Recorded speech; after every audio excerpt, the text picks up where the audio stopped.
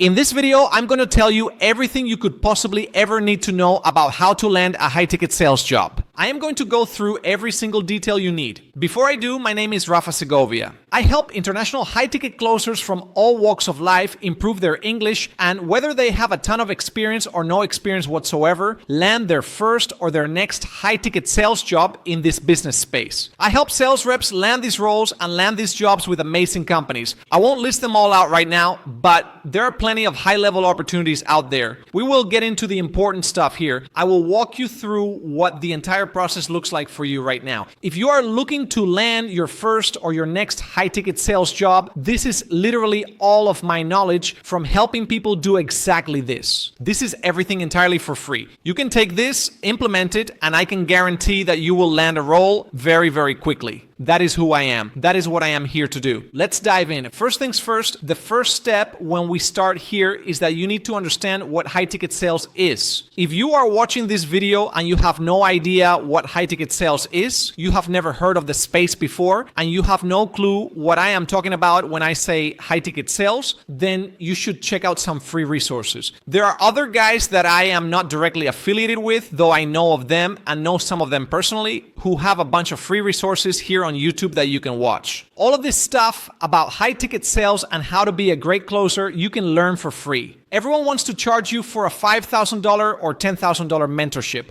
All of the knowledge is there for free. Same as this video. It is all entirely for free. It is here for you to use. The paid courses and programs and things like that are all about implementation. So if you are the kind of person who can take information and you can actually implement it into your life and into what you are working on, you in reality do not need to pay for any kind of mentorship. You can do that all yourself with all the free content on YouTube. So let's dive in. Let's move forward here so we can cover everything properly. So the first thing we are going to cover is the different types of roles. Right before we know about landing roles, we need to understand what types of roles are there even in this space, in this high-ticket sales space for you to land. The first one, and kind of the most entry-level position, is DM setting. What is DM setting? That is where you manage the DMs of a creator or an influencer or a business owner, and you respond to inbound DMs, messages from potential clients. So we call them prospects. You might get messages saying, hey, I want to work with you. Or maybe the creator will post a story and say,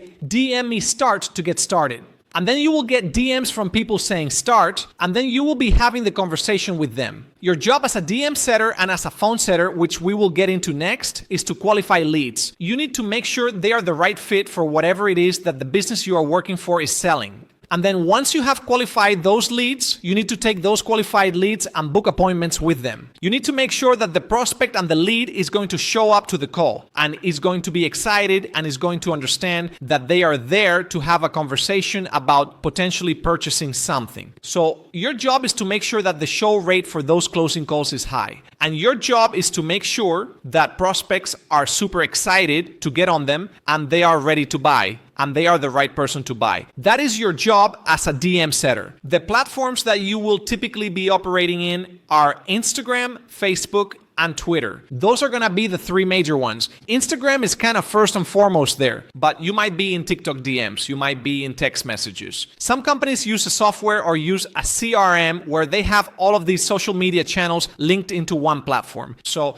you might be operating there instead. But those are the typical platforms you need to be familiar with and understand. Next up, what are the marketing avenues used here? And what I mean by that is, where are these leads, these prospects that you are going to be speaking to coming from?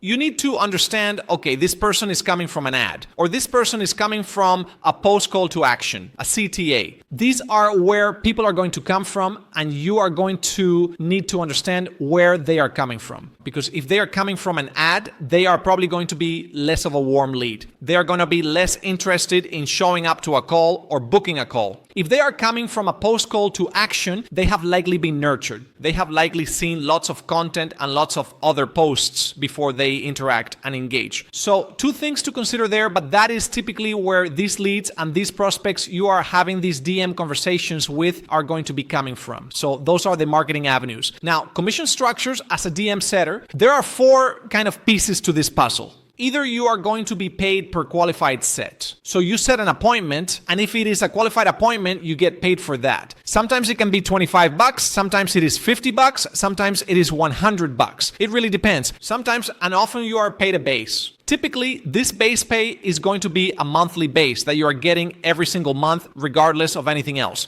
Typically, it is between $500 and $2,000 or $3,000. So that is kind of what you can expect there. Commission per closed deal is the most common kind of pay structure in this high-ticket space. A lot of it is just commission only. So usually you will get a commission per closed deal. That commission percentage is normally kind of 3 to 5%, sometimes a little bit more, but it really depends. And then sometimes there are performance bonuses. So once you have helped collect $100,000 in the month, you get an extra $1,000 or something like that. So those are the 4 different pay structures. Now, these pay structures can be mixed and matched. You might be paid per qualified set and you get a commission. You might get a base and a commission. It might be commission and performance bonuses. It depends. It changes company to company, so be aware of that. Typically, DM setters will be making $1,000 to $5,000 per month. So that is kind of typical earnings in DM setting roles. Now, next up, phone setting. So there are 2 different types of phone setting. There is outbound phone setting and there is inbound phone setting. Outbound phone setting is where someone, instead of reaching out in the DMs, sees some piece of marketing. Whether it is content, whether it is an outreach message, whether it is an ad, they will see some kind of content and they will opt in. What an opt-in is that they provide their information to the business. So they see a piece of content, they are like, oh, that is super interesting. Maybe I want to try that business model, or maybe I want to work with these guys to generate leads for my company. Whatever it is, they will see that.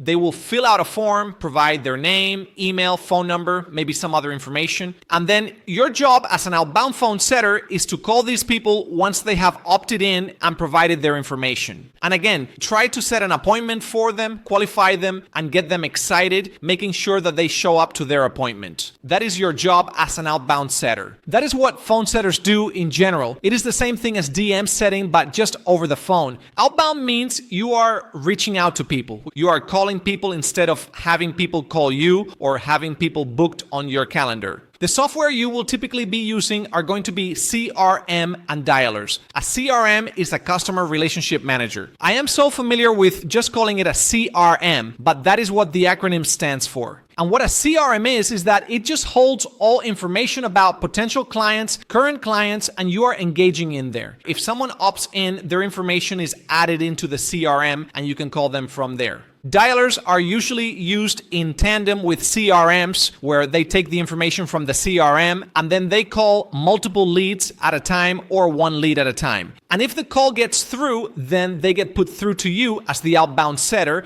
and you are speaking with the prospect on the phone. Dialers just make the outbound calling process a lot easier and a lot simpler. So that is the kind of software you will be familiar with and using. The marketing avenues that these people are coming from are going to be either ads, outreach, or content. Those are basically the only 3 marketing avenues in the world that you could get leads from. And you will typically have people opting in from all of those methods. And then you will be calling leads from all of those methods as well. Now, commission structures are basically the exact same as DM setting. Pay per qualified set, a base pay, commission per closed deal, performance bonuses. However, the typical on-track earnings, your OTE, for phone outbound dialing roles is going to be $3,000 to $7,000 a month based on my experience in the industry. It can be higher than that. Sometimes it might be lower than that, but usually it is in that $3,000 to $7,000 per month range. And that is kind of what you can expect going into setting. Now, I have seen lots of setters make $10,000, $12,000, $15,000 a month. It is possible, but it is not the standard or typical result. Next up, inbound setting. Basically the exact same thing. You will be having people coming in from the same marketing avenues. You will have a very similar commission structure. Earnings potential is usually the same. The main difference is inbound means leads are coming to you. They are booking on your calendar and then you are taking Zoom calls. That is the only software difference as well. Rather than using a dialer or calling outbound, you are going to be on Zoom or Google Meet or something like that taking inbound calls. You are speaking with prospects, qualifying them,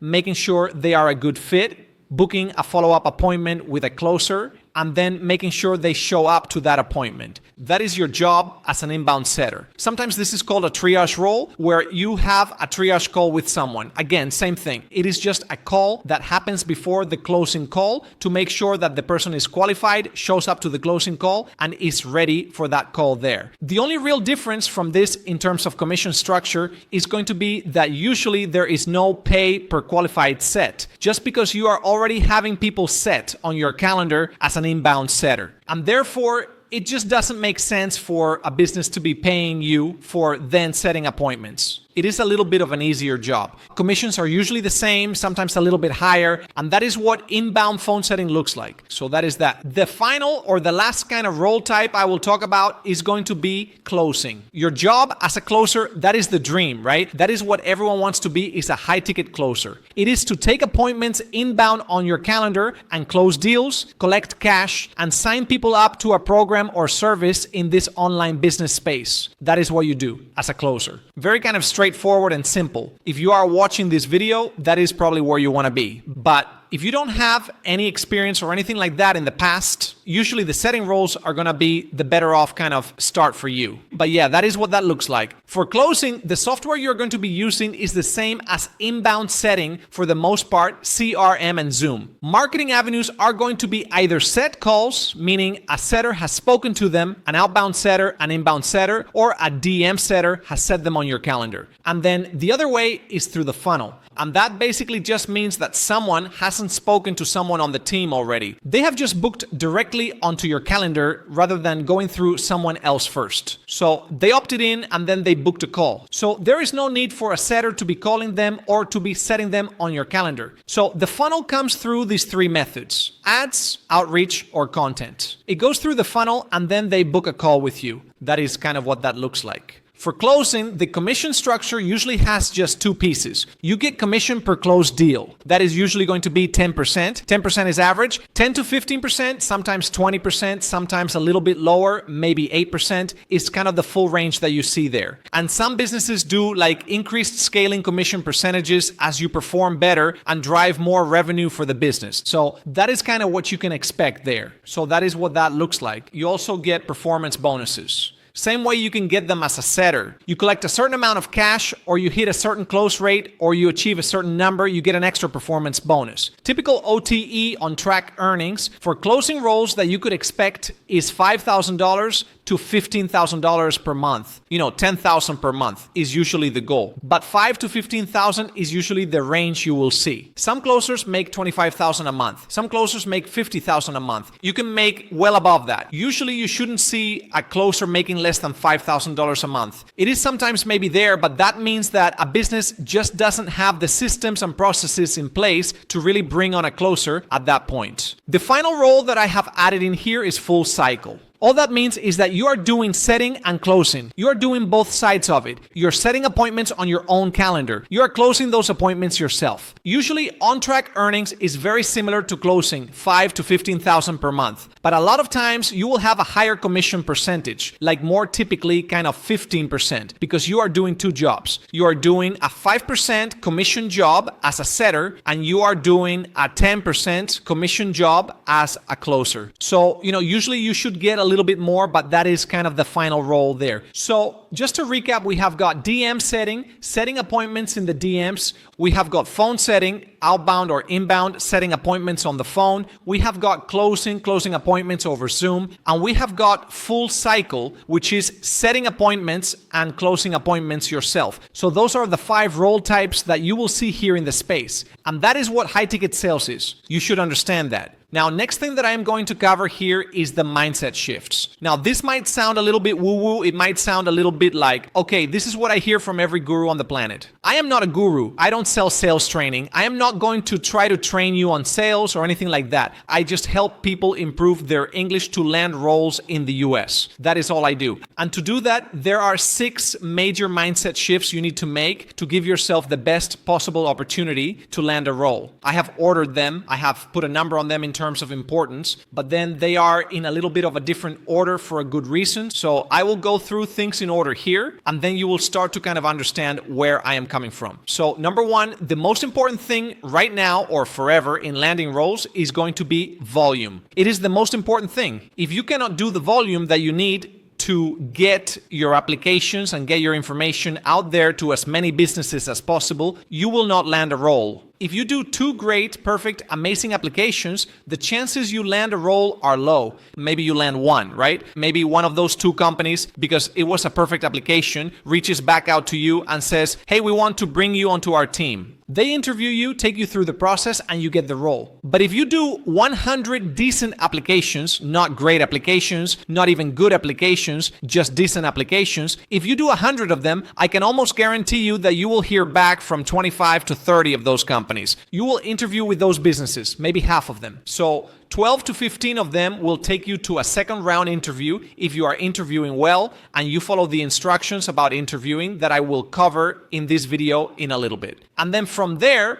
once you have interviewed multiple times with 15 different businesses, I can almost guarantee you that you will have 5, 6, 7 opportunities on your table and businesses looking to bring you onto their team. So that is the power of volume. It is so much more important than almost anything else. It is just doing the volume of applications. And the second part of this that I tied in here is building a network. What the best closers that I have ever worked with do when they are applying and trying to land their first role and be able to land next roles moving forward is they build a network by doing a volume of applications, engaging with and interacting with as many business owners as possible. And therefore, whenever they want or need another role, they have already got multiple people. They have got 5, 6, 7 guys they can reach out to and be like, hey, I am looking for a new position. And because they built that network, because they did that volume in the front end and then built that network off of that volume, they have opportunity on the table. They have an abundance of opportunity and they never need to go back to doing this volume of applications at any point because they just have a network in front of them. So that is another benefit that is tied into doing that volume. So the second most important thing, I might actually say it is the third most important thing, and I will probably put this as second, but the third most important part of this whole process in landing roles is remembering that your goal is to get to the next stage. It is not to get to the finish. Now, what I mean by that is that when you are applying to these opportunities and you fill out an application or you record a Loom video and you send it to the business owner, whatever you do, your job with that application in the front end is not to land the role. No business, I have never in my entire life seen a business hire someone based on their Loom video. Even if you have got the best Loom video possible and you sound like the absolute perfect fit, a business will still say, awesome, we really love your Loom video. Let's get on a call. And you will do an interview no matter what. So your goal with the applications and the Loom videos is to get to the next stage, which is usually an interview.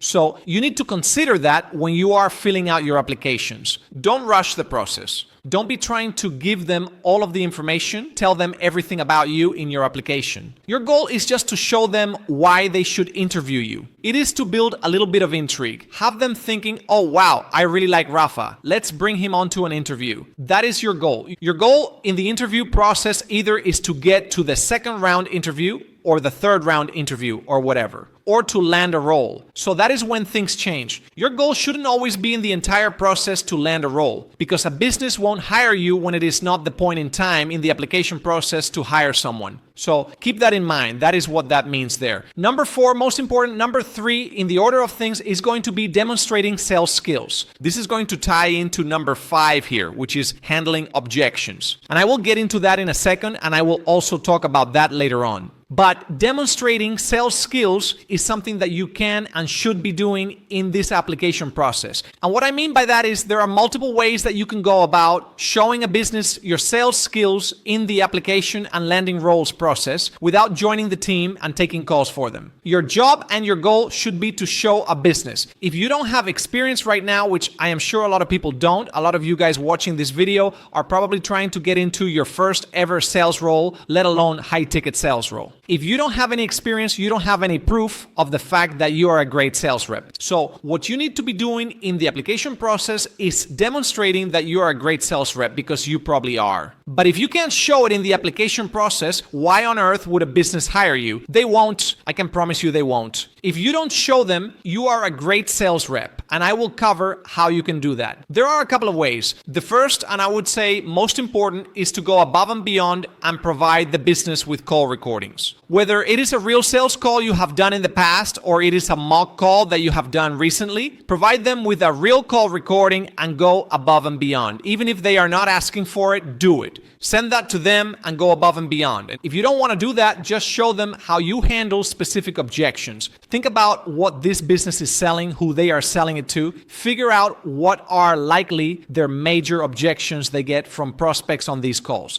And then from there, record a video of yourself handling those objections and showing them, this is how I would handle this objection. I am sure you get this a lot. I just wanted to show you exactly how I would handle it once I come onto your team. Show that confidence, show the skills, and stand out. Most people won't do that. Most people aren't going to do that. Most people don't care enough to do that. If you do, you are going to stand out. And the only way you land a role with a company is by standing out. I will talk about that a little bit later on. But the only way you can land a role is by standing out. If you are just another sheep in the herd, the business will not pick you. Because you don't stand out. There is no reason for them to hire you over someone else. You need to stand out, and that is a great way to do it. Demonstrate those sales skills, go a little bit above and beyond, and provide that information. The second way that you can do this is by following up. What a lot of people never do is follow up on applications, and you need to do this in the right way. And I will talk about that again a little bit later on. But following up is an absolute key and necessity in landing roles. Think about it this way. A business is hiring for a sales position. They are hiring a sales rep onto their team. That is what you are here to learn about, is how to land a sales role in these remote online businesses. That is what the businesses are hiring for. When we think about sales, what is one of the major skills that you need in sales to be a great rep? The follow-up. So much of sales, I think it is like 70% or 80% of sales happen in the follow-up. They happen after the initial conversation. They happen in that follow-up when you are jumping on a prospect over and over and over again to keep on top of the relationship and the potential to move forward with them until they buy, until they become a customer and a client. So if you can't show in the application process that you have the skill of follow-up, why on earth would a business hire you onto their team? They wouldn't. They have no reason to. You haven't shown the sales skills. So what you can do in the application process is, instead of just interviewing or sending an application, sitting back and hoping you get the role and hoping you get to the next stage, you need to follow up. You need to follow up over and over and over again until you hear something. These business owners are busy. They are not always checking their emails. They are not always checking their DMs. They are not always on top of things because they have got so much going on. So you need to make the effort to follow up with them and show them that you are a great rep, that you got the skill of follow-up, that you can be tenacious, and you are going to keep on going until you hear something. Businesses will look at that like, oh wow, I like this guy. He has got that hustle. He has got that mentality that we need on our sales team. We need guys who are following up. So that is what you can do there. The final kind of piece to demonstrating sales skills in this landing roles portion of things is handling objections. Now, I talked about handling objections in a sales basis, but what I mean by this is handling objections in the interview and application process. Now, when I say that, I don't mean handling sales objections. I mean handling the objections that a business might have that is preventing them from bringing you onto their team. So you probably have some reasons why a business wouldn't absolutely love to bring you onto their team, right? If you didn't, you would have a role and you wouldn't be watching this video right now. But you don't, and you do have those things, and you are not on a team right now, and that is why you are watching this video. So this is a way that you can firstly give yourself more opportunity to land roles, stop businesses from not bringing you onto their team,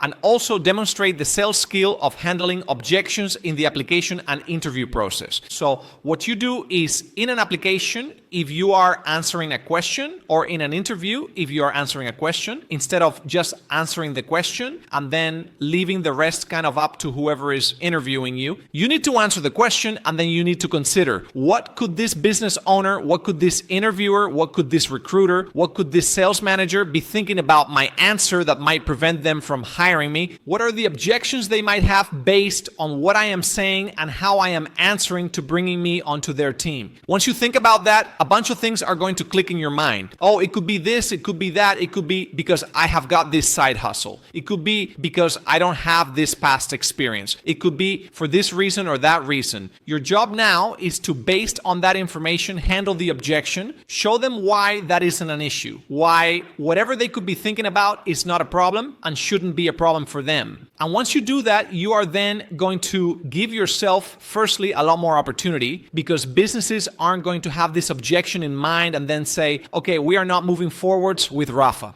They are going to have this objection in mind. You are going to tell them why it is not a problem, why it shouldn't be an objection or an issue, and then you are going to continue forwards. The business is going to be like, oh, wow, that was really a great answer from Rafa. That is awesome. He handled that objection. It is not a problem for me anymore. It is not preventing me from hiring. And in fact, it is putting him forwards because he covered the basis as to why that isn't an issue, and everyone else didn't do that. So that is another thing there. I hope that makes sense. Number 6, most important thing in the mindset shifts is be real. What a lot of people think when they are trying to land a role is, okay, if I be this person in the application and in the interview, this business is going to hire me. But in this case, pretend ain't your friend. That is why I have it written down here. Pretend ain't your friend. And I really mean it, because pretending to be someone you are not, all that is going to end up with is businesses that you are not actually a fit for, that you are pretending to be a fit for, giving you opportunity to work for them, you coming onto their team and then you not enjoying it, and you having to every single day get out of bed, pretend to be someone that you are not. And human beings from a psychological perspective cannot pretend to be someone that they are not for more than 3 months. I believe that is kind of the time frame. For 3 months, you can be someone that you are not. But after that point, your brain just can't continue pretending to be someone that you are not. And therefore, you are going to crumble, and you are not going to stay on an offer for more than 3 months if you keep pretending to be someone that you are not. So be real, be yourself, be honest. And I am not saying don't try to land a role and don't try to show things in the right way to land a role. I just mean don't completely put on a persona and personality that isn't yours to land a role. So hopefully that makes sense. That is what I mean by be real and pretend ain't your friend. Number 2. So this is going to be the number 2 most important thing here, and it is going to relate to a couple of other things we talk about in a second. Number 2, remove limiting beliefs around experience. I can almost guarantee that if you are watching this video, you are probably thinking in your mind, well, I can't apply here and I can't apply there because I don't have this experience and I don't understand that industry and I have never done this before. You know, if you continue thinking that way, you will limit yourself from applying to so many opportunities that I can almost guarantee you, if you did apply for them, a lot of them are going to be interested. A lot of them are going to be open to working with you.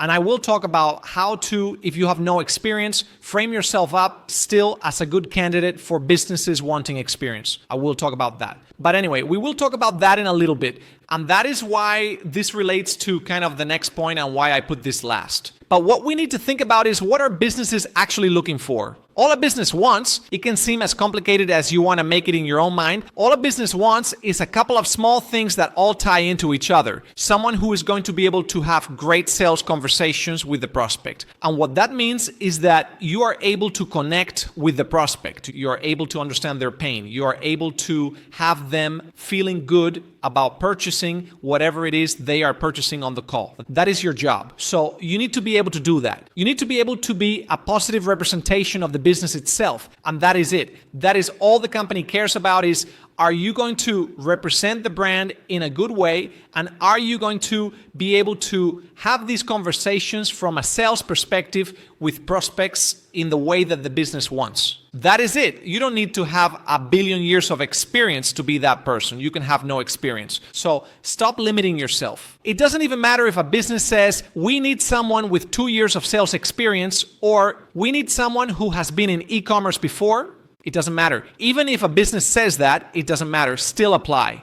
still put yourself forwards. And I can guarantee you a lot of these places that are saying we need this experience and this understanding and that understanding, they are still going to be open to bring you on. As long as you frame yourself in the right way, regardless of your experience, as what businesses are looking for, which is someone who can connect with the prospect and someone who is a good fit for the team in terms of representation of the brand and internal team culture. That is it. That is all that businesses are looking for. So remove that belief in your mind that I can't apply for this big company and I can't apply for that big closing position, because you can. Worst case scenario, you apply to a position that you are not qualified for. And oh my God, you find out you are not qualified for it and they don't want to move you forwards. It is not the end of the world. You spent 15 to 20 minutes on an application to give yourself the opportunity to land a role you weren't qualified for in the first place. And I would be very confident that even if 20% or 30% of those businesses, even if 10% of those businesses move you forwards, if you submit 10 applications you wouldn't have originally, one of them is going to move you forwards. One of them is going to be very happy with you. So those are the things.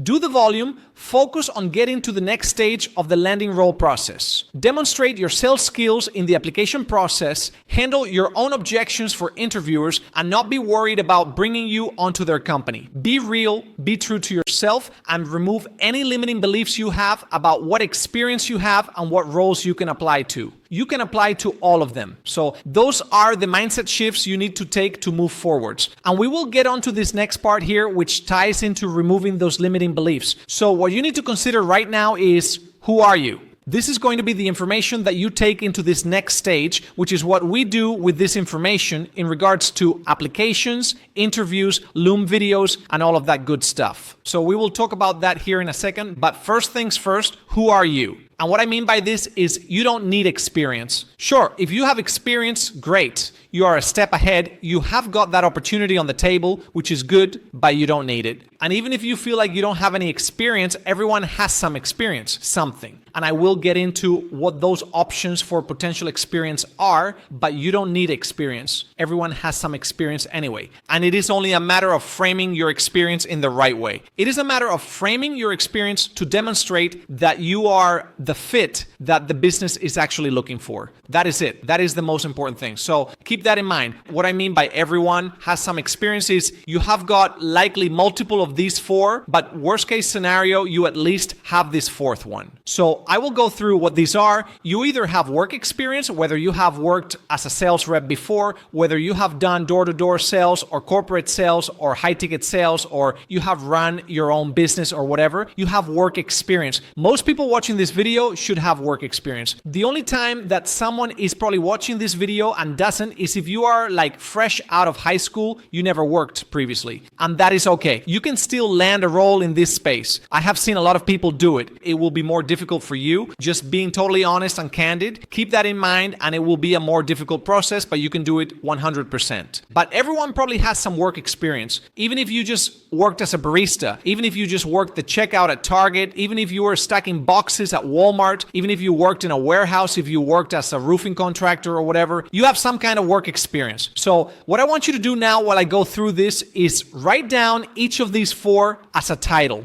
And for every single one, write down everything you can. I don't care if you worked in a job for 2 days, if you worked one shift, if you worked for 3 months, whatever it is, write down where you worked, what you did, and write down how long you worked there for. Now, based on that information, what you need to figure out is what engagement did you have in the sales process or the client experience process in that business? I will give you some examples. Let's think of a 40-year-old woman looking to land a role. She had worked as a bartender and a server for 20 years. So a lot of time in the service industry, but no sales experience at all. But she had 20 years of experience working with a ton of customers every single day, having conversations with all different people from all walks of life. And now, based on that experience, all that matters for her is taking that experience and framing it in the right way, offer to offer. What we figured out is over the 20 years, she probably engaged with like 300,000 customers. 300,000 people she interacted with. She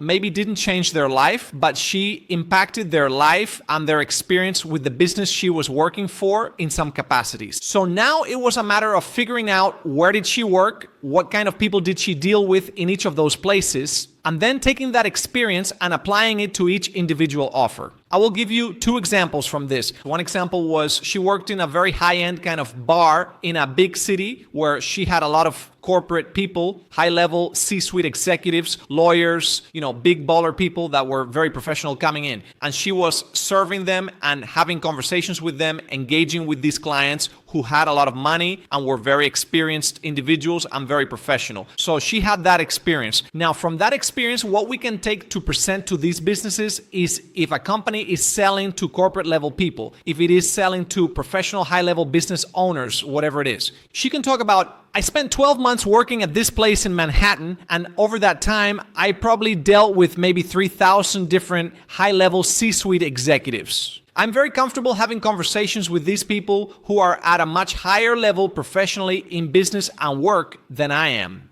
I know how to handle these conversations. I know how to engage with these clients. That is why I would be a great fit to sell for this offer that is selling to these high-level individuals.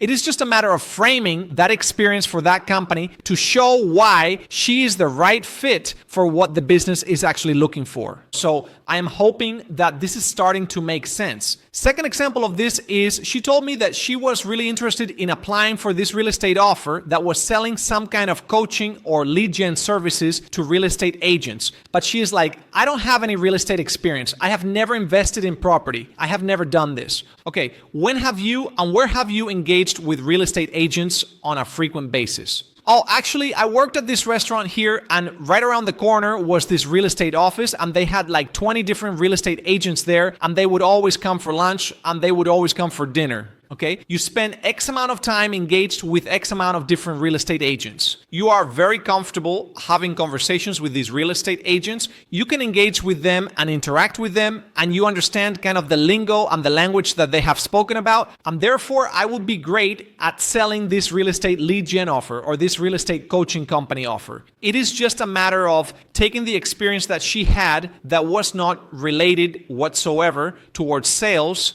and relating it to the offers than the individual companies that she was applying to work with. So maybe you don't have that vast level of experience, but I will get into what you can do if you don't have that work experience here in a second. But second thing that ties in directly with experience is business or side hustle experience. So maybe you have tried to set up an e-com drop shipping store in the past and failed or maybe succeeded. Maybe you tried to start a lead gen agency yourself before. Maybe you ran a restaurant before and successfully ran a business.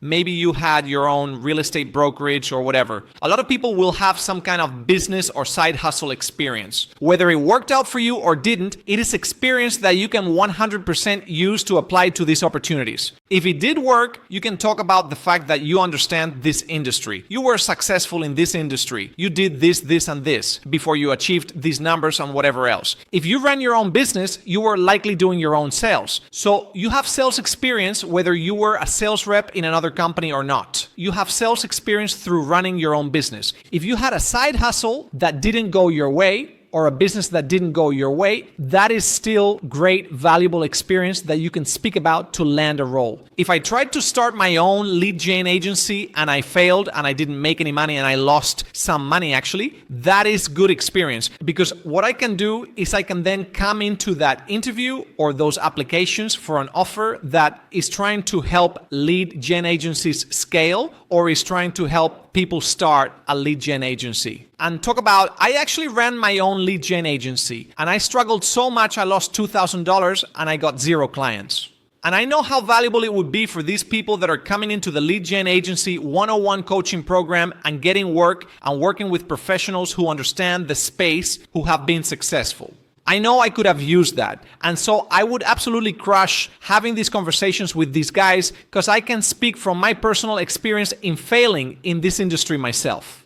Right? That is where you can use a failure as a great example of why you are a good fit for an offer. So hopefully that makes sense. That is where you can use kind of that business and side hustle experience. Not everyone will have that, but some people will. Education. Whether you have bought a sales mentorship before, you have become a part of a community for sales, or anything else in this online space before, which is, if you are watching this video, you are probably on like school, or you are probably on Discord, or you are probably, in some kind of coaching community or whatever, in whether it is sales or not, you are probably engaging in this online space. And that is all education. You might have professional education, which is great. You might have done a professional course in coding or something else. That is experience. And like I said before, write down all of this stuff. Any side hustle you have tried, any business you have run in the past, write it down. How long you did, how long you spent there, what you achieved there, what kind of numbers you generated, whatever else.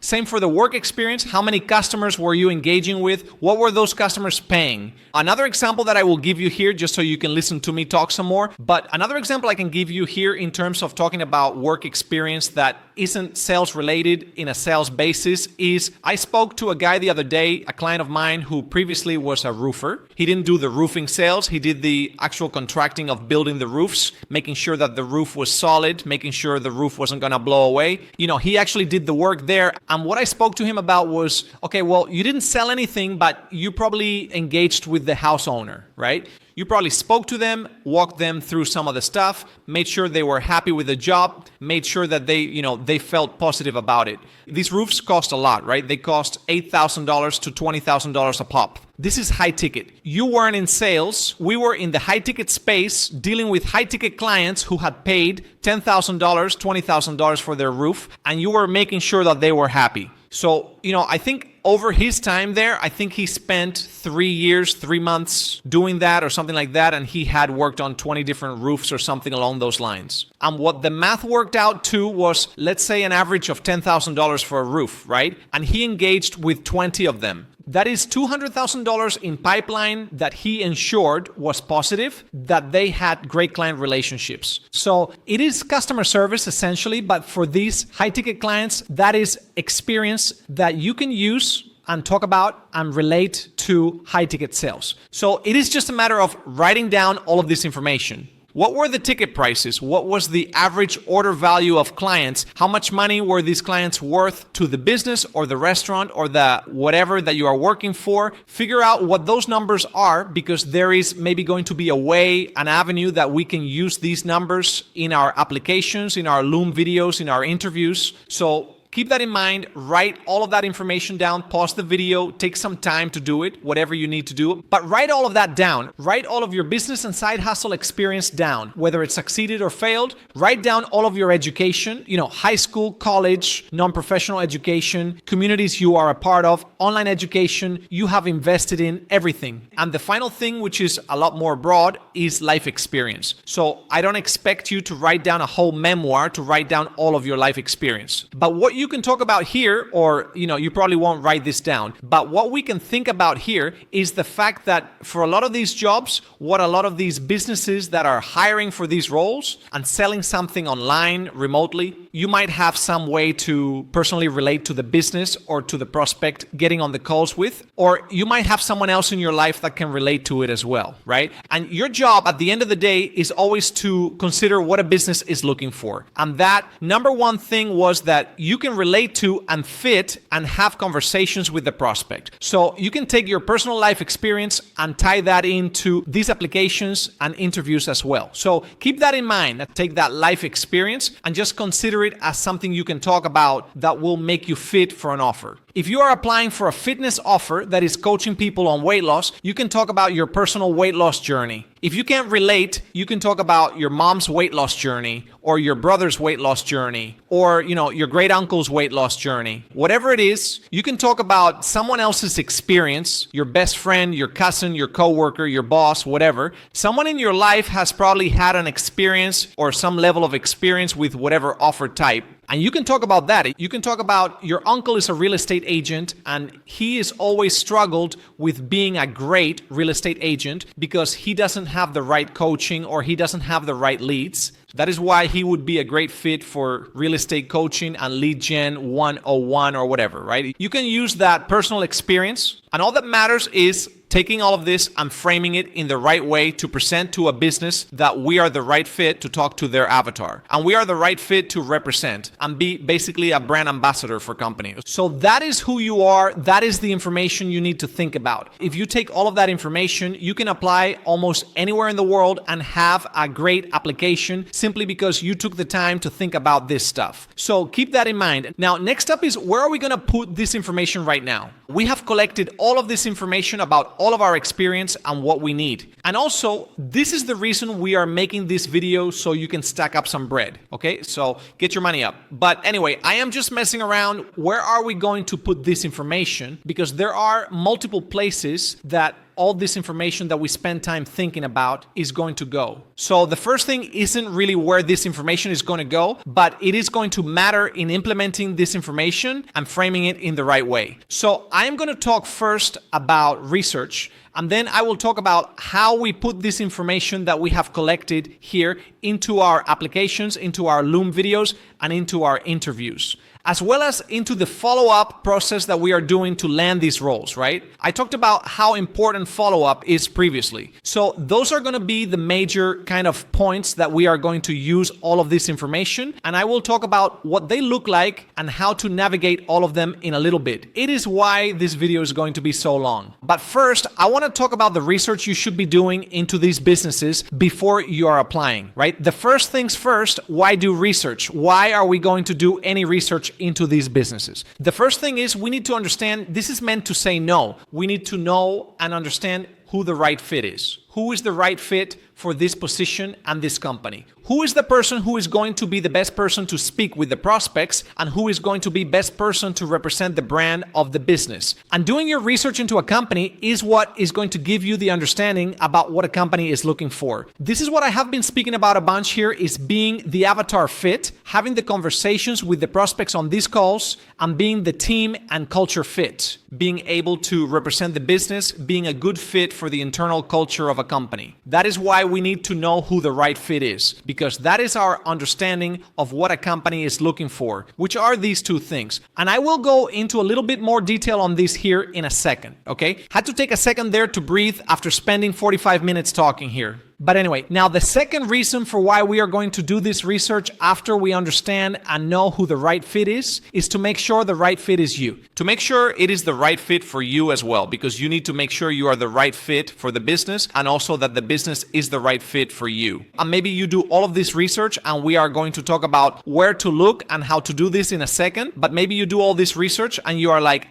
this isn't for me. This isn't the right fit, which is fine. But as I said here, volume is the most important thing. So my recommendation to you is apply to everything, literally everything. Unless you do the research and you are like, I would hate that. I would absolutely despise selling that. I hate what this company is selling. I hate what this brand is representing. If that is how you feel, don't apply. But unless you feel like that, you should definitely go about applying, because putting your hook out there as many times, putting your line out there as many times as possible, and seeing what bites you get is ideal. Because I have worked with a lot of people who have felt like a business wasn't the right fit for them. And I push them to apply and see and speak with the business and interview with them and make sure that it wasn't the right fit for them. And they do that, and then they are like, oh my God, that was the best. That was the best interview I have ever been on. I am so excited for this opportunity. I think they really liked me and they might want to bring me onto the team. I am so glad you pushed me to do that. So push yourself to apply to places, even if you are not 100% bought in, because maybe you will change your mind. And worst case scenario, you prove yourself right. And you prove me wrong, and it isn't the right fit for you, and it is not the end of the world again, right? You spend a little bit of time doing some applications, and you are fine. So that is the second thing there. Make sure that it is the right fit for you. But in general, it should really just be, make sure it is not the absolute wrong fit for you, is kind of what I would say there. Now, where do we look? Where do we actually go to do this research? There is kind of two main points that we go to, is either to the websites and VSLs of an offer. If you don't know what a VSL is, it is a video sales letter. It is basically like the pre-all pitch video that you probably see a lot. You click on an ad or whatever, you see some kind of video. That is the VSL. It is getting people bought in, and it is also there to get people kind of on the hook to book in a call. So doing your research here is going to give you a good understanding of what the business is, what they are doing, and who they are selling it to, which is ultimately what we need to understand, is that who, what, when, where, why, that is what you need to understand. You are going to get that understanding from the website and based on, what they are talking about in the website.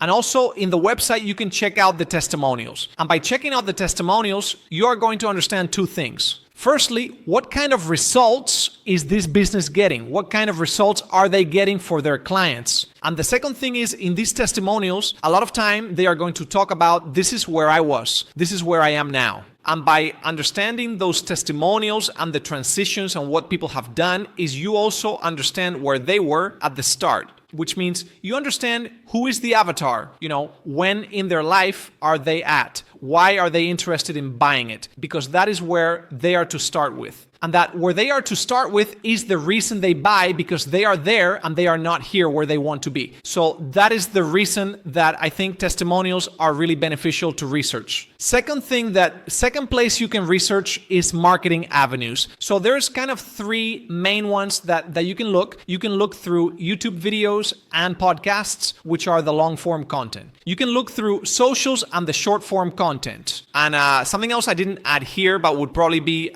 beneficial to put, is you can also look at the ads, because the ads are ultimately the intentional marketing that a business is doing to drive people either to these socials and to these other platforms or to book a call. Facebook ads library, you can look that up. You can search for a business's or a creator's ads through there, and you can actually review the specific ads that they are running. Maybe you will see the ad just pop up on your feed. Likely, if you do some research on a business, the next ad you are going to see on Instagram, happens to me all the time, is going to be from that business trying to sell you on their service. But researching their ads is another great marketing avenue to look like ads and content, right? Those are the two marketing avenues. So I highly recommend that you look into all of those. And that is kind of where you look and where you do your research. And we talked about why we do that research. And that ties into applications. Applications are going to be done and held in one of two ways. So these businesses, when they take applicants, they do two things. They either have an application form where you fill out a bunch of information, you answer some questions, provide some information, email, phone number,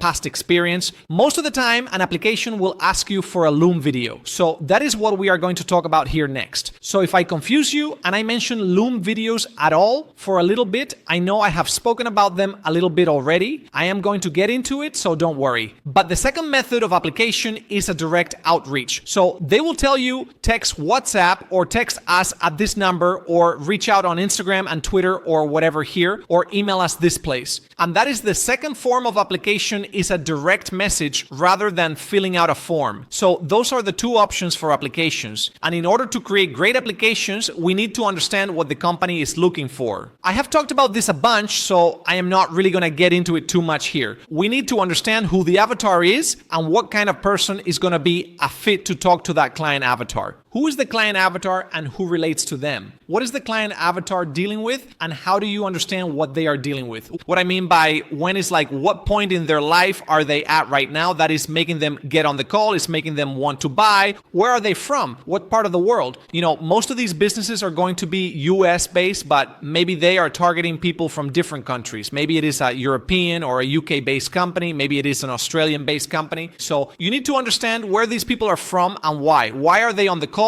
and why are they interested in buying? You need to understand those things to make sure that you are the right fit, or that you present yourself as the right fit to talk to this avatar. And the second side of that is being the team and culture fit. What I mean by that is being the right person within an organization. Some teams are going to be very laid back and chilled. Some teams are going to be very high energy and high effort. Different companies are formed in different ways and have different cultures. But you need to understand what a company is looking for in terms of team and culture fit, as well as brand representation. So they want someone who is going to represent their brand in the right way. For an offer that is selling e-commerce coaching to 18 to 25-year-old guys, they're going to want someone young, hungry, high energy. Let's fucking get started. Bring you into the program, you are going to get this, and this. You're going to do that and that. A business selling coaching around quitting addictions to corporate CEOs and doctors and lawyers is going to want someone very professional, very laid back, very relaxed, who is able to have a high-level, very emotional conversation with these high-level individuals to get them to purchase a product. They are going to want someone who is in a suit and tie and is dressed up really nicely and looks professional. They are not going to want someone that looks super casual. But on an e-commerce coaching offer, that is exactly what they want. They want someone young, someone who is dressed the part to have these conversations, not someone who is going to scare away the prospects and these young guys that are getting on these calls who just want to be entrepreneurs and make money online. That is what is going to happen if you are a very professional person wearing a button-down suit and a tie and whatever else. So keep that in mind. You need to be the right team culture and representation fit. And then the way that we can determine this is through the pre-application content and the founder's long-form content. So if we make sure we are consuming the pre-application content properly, which is either the job posting from the business owner saying, well, we want this, this, and this, or the Loom video from the business owner saying, hey, this is who we are looking to hire, this is who currently performs on our team, this is who we are looking for.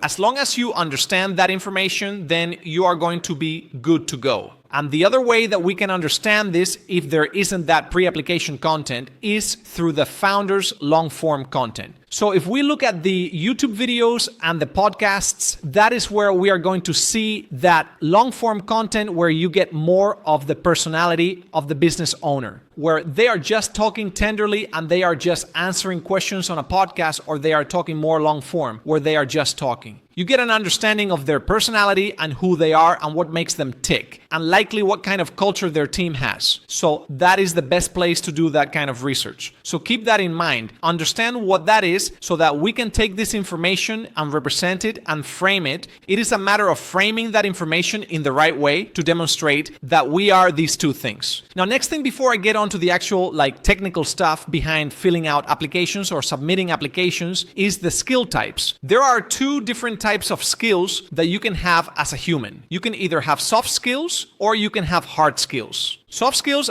everyone has both, but those are the two different types of skills. Soft skills are going to be your positive traits. These are not like tangible things that you have done or that you are or that you have. These are the mental skills and traits that you have, like your grit, your determination, your hustle, your willingness to work hard, your coachability. Those are the soft skills. They are things that you can't necessarily teach someone. It is just someone has them or they don't. Those are soft skills. Hard skills are going to be your experience. The knowledge that you have, the things you have done in the past, the ability that you have, the experiences that you have done previously that make you a good fit for something. Those are the two skill types. And it is a matter of representing both of them. For people who don't have necessary experience and who don't have work experience in an industry or in sales, you are going to talk more about the life experience and the soft skills that you have that still make you a great fit to join a sales team. Like your coachability, like your willingness to outwork everyone, like your ability to learn quickly, whatever else. That is the skill types you are likely going to be talking about a lot more. Now, in an actual application, there is kind of two things in an application form that matter the most. And then in the direct application, your Loom video is always going to matter most. And in these applications, your Loom video is going to be the most important thing. Something to consider is that when business owners get applications, typically this is what they do. This is my understanding and what I have seen business owners do. You will fill out an application form, you will answer a bunch of information, you answer some questions, provide some information, email, phone number, past experience, resume. What a business owner is going to do is they are going to briefly skim your question answers. Make sure that they are not well written, but that effort was put into them. That you didn't just write a one-word answer or you didn't just write a half a sentence. You wrote 2 to 4 sentences. You went into some detail. That is what matters about answering the actual questions. You want to also make sure that you are actually answering the questions, that you are not talking about something that is unrelated. So make sure you are actually answering the questions, make sure you are going into detail, and you are providing a good amount of context in them. Then the second thing that a business owner is going to do, the most important part of this is they are going to review your Loom video. Once they do that, they're going to be able to determine, is this the kind of person that I want representing my business? Did they show up professionally in their Loom video? Are they showing up in the way that I would want them to show up on sales calls? And I will talk about that in a little bit, but that is what they are going to be looking for in the Loom video in your application. And then if they like your Loom video, they will either bring them into an interview or they will then go back and they will review properly. They will read through every single one of your answers. Now, two things. The bar for entry into being a high-level candidate in applications is so fucking low. I am dead serious when I say this. I have worked with so many sales reps and so many businesses hiring sales reps. The bar for effort and quality of applications is so much lower than you could possibly believe.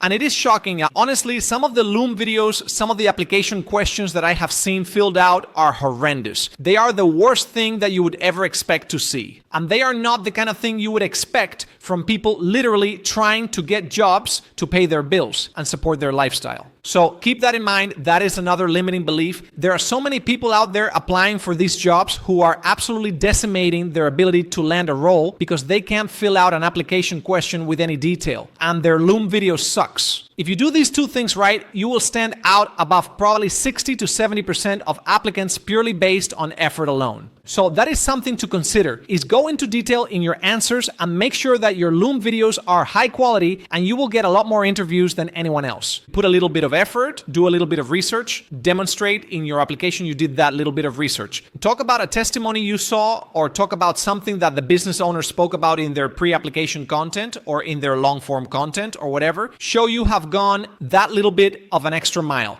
You will stand out above and beyond everyone else. So the second thing here that I will say that I notice some people struggle with in applications is getting confusing. So when you are providing detail and you are going into a little bit of detail in these application questions, what some people fail to recognize is that a business owner has much less context about what you are talking about than you do. What I mean by that is if you talk about a past experience that you had or a past job or a past sales cycle that you're a part of or whatever, the business owner has zero context going into it. You need to make sure that you provide the context necessary to make sure that what you are talking about is not confusing. I have seen that a lot. Maybe you have a great answer and you are talking about something great, but if the business owner or the sales manager, whoever is reviewing your application, is confused because they don't have the context they need, they are going to really struggle. So keep that in mind. Make sure you are providing the context necessary to make sure that your answer is understandable. If you have to go 5 or 6 sentences to give that context, that is fine. But just reread all of your answers and make sure that they are not confusing and make sure that they are actually answering the question that was asked. Some people sometimes go a little bit off book, a little bit off topic when giving answers. So make sure that you are not doing that. So that is applications. Next part of this is Loom videos. Probably the most important part pre-interview landing roles is your Loom video. And the number one thing that is most important about these Loom videos is the customization of them, the personalization and individualization of your Loom videos that makes you the right fit for a company. So what I mean by that is you don't want to always be providing a general Loom. You can't just come into all of these applications and send the same Loom to every business, because what you are not doing there is you are not showing a business why you are these two things, why you are a good fit for the avatar and why you are a good fit for the culture. You're just talking about why you are a good sales rep and why you would be good at selling anything, which is not what we want. We want a business to know why you would be good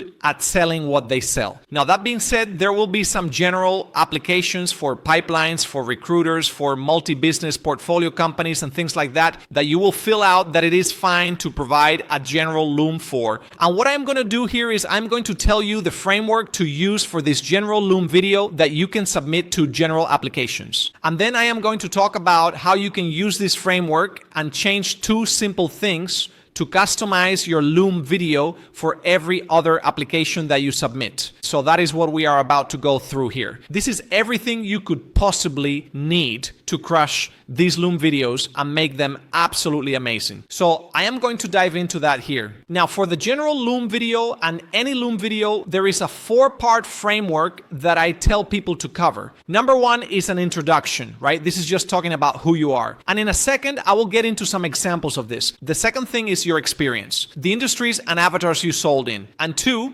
the time that you spent in those industries, the ticket sizes that you are selling. That is the lingo in high ticket sales is ticket size. Maybe for you it was average order value that you were using or whatever. It is just what was the cost and price of what you were selling. And then the numbers, the statistics, and the numbers. So that is part 2, experience. Industry and avatar, time, ticket prices, numbers. That is what you want to cover in the second piece. The third piece is why you in this general Loom video. That is, why should a company hire you? What reason why should any business hire you? Not a specific business, because this is a general Loom video, but why should someone hire you? What are those likely soft skills and experience and hard skills that make you stand out above everyone else in general? And then the final thing is the conclusion. So I will get into what the conclusion looks like in a second, because I will go through a full kind of example of what this should look like. So here is the intro. Hey, what is going on? I am Rafa Segovia. I am looking to be your next high ticket closer. That is what that intro looks like. Now, experience is where we talk about the general experience that we have had previously. I have sold previously. I have been a sales rep in the solar and the tech SaaS space.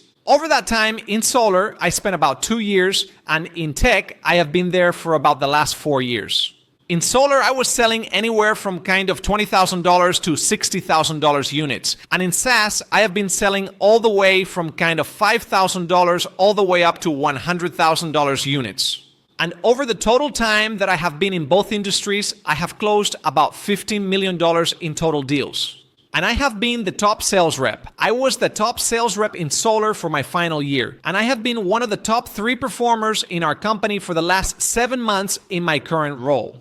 Whatever it is, that is what you are talking about. The industries, the avatars, the time you spent there, what tickets you were selling, and the numbers. So this is likely going to be how much revenue did you generate, what kind of pipelines did you generate, how many appointments did you set, what rank or level were you in the company. If you don't have sales experience, this is going to look a little bit different. It is going to be like what I talked about. I spent the last 20 years in the customer service industry. I have probably interacted with about 300,000 customers. Over that time, I have worked with people from all different walks of life, from real estate agents to high-level corporate executives to college students to entrepreneurs to blah, blah, blah.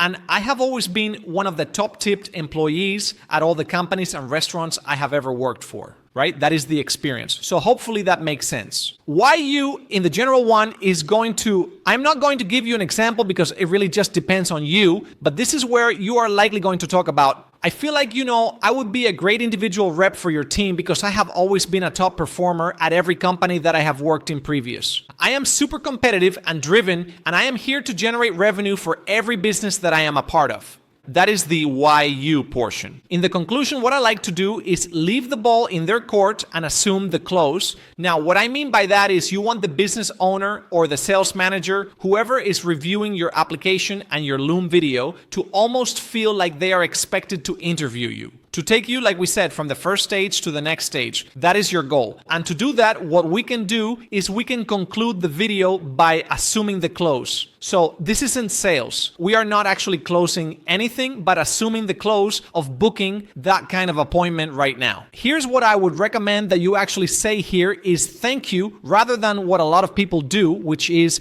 thanks so much for taking the time to watch this. I really appreciate you watching my Loom video. I hope that I hear back from you soon. And thank you. So that is how a lot of people will kind of end their Loom videos. Instead, what I recommend you do is thanks so much for taking the time to watch this video. I am really looking forward to working with the team. Let me know when we have got a little bit of time to jump on a call. That way, the person who has reviewed your Loom video goes, oh, okay, I guess I gotta book a call with Rafa or I gotta do an interview.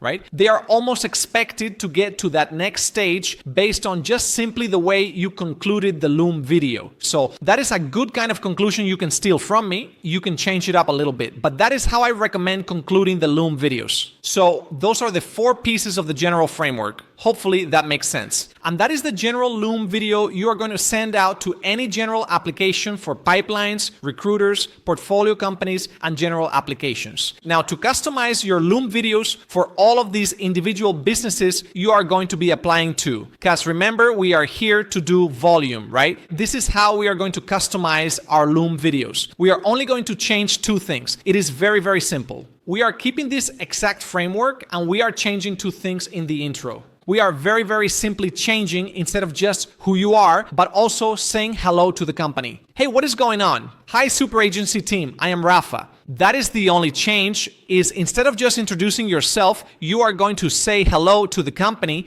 because then immediately they know, oh, okay, Rafa actually knows us. Rafa is actually saying hello to us. Rafa is making this Loom video specifically for us. Rather than what a lot of people do, which is provide a general Loom to every company they apply to. And therefore, no one wants to interview them because their Loom is general. Their Loom is not tailored to each individual company. So that is part one here. That is the introduction. Say hi to the offer. Number two is why you. What makes you a fit for this company? What I mean by that is, how are you an avatar and team culture fit? This is everything we have been kind of working towards to this point. And this is going to be the same thing we do in everything in your applications, in your Loom videos, in your interviews, in your onboarding, everything. You need to show that you are the right fit for this company. Now, here we are going to talk about anything from this experience that makes us the right person to talk to the avatar and makes us the right person to be a part of this team and represent this business. That is it. So now, if I am applying to a fitness coaching offer for middle-aged women, because I am not a middle-aged woman and I don't relate personally and I have never sold in this industry before. So now what I can talk about maybe to make myself a fit for this company and make myself an avatar fit is talk about how I have seen my mom be positively impacted by exercising a lot, eating very, very healthily, and overall looking after her health and physicality. I can talk about that because that is what makes me a fit for this company. Is I understand how beneficial it is for middle-aged women to be looking after their body and exercising, right? And eating the right way, because I have seen how much it helped my mom. Or the other way, maybe I have an aunt or a sister or someone who is really struggled with this. I know how beneficial it would be, and I would really be passionate about selling this because I have seen how much my sister has struggled with her weight and with her health, and she has been in and out of surgery. And I just know that she could benefit from something like this. And I want to help other women impact their life in that positive way to take on this change. That is how I am a fit for this offer. If I have,